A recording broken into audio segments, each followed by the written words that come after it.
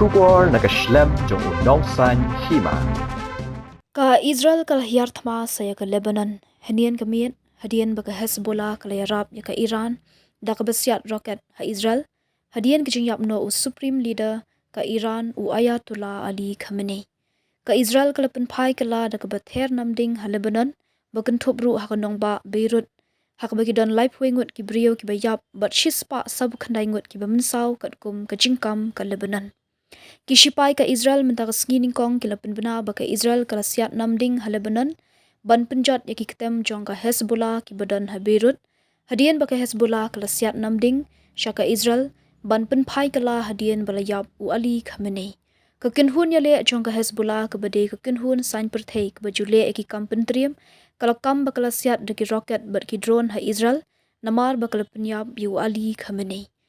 Kani kadi kasian beningkong baka Hezbollah kalapan ibor biang ya ka Israel nadok bakala dan kecinyate kular sange thma hapdeng jongki ha unai wiang jong usnam arhajar arpusau. U Prime Minister ka Lebanon u Nawaf Salam ulaong bakani kecing har thma ka Israel kadai ka bomdan jingkit kli. Klam dakan thoi ya ka Hezbollah u Nawaf ula berngam baka sorkar Lebanon kan sale ka badan kam nak bentaban yada ya ki brio jongka.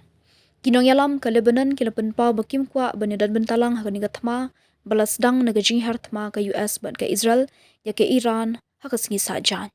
Lakban kedau ka thma ka lasdang hadian baka Israel bat ka US kila Ther Namding ya ke Iran ha ka singi sajan. Kabalawan ra ka jingyap unong yalam ba kli edu kategori u Ayatollah Ali Khamenei bat ki weipat kinong yalam.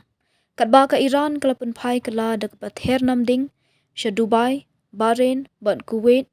but Saudi Arabia dak batmu penjat iki ketem shipai ke US.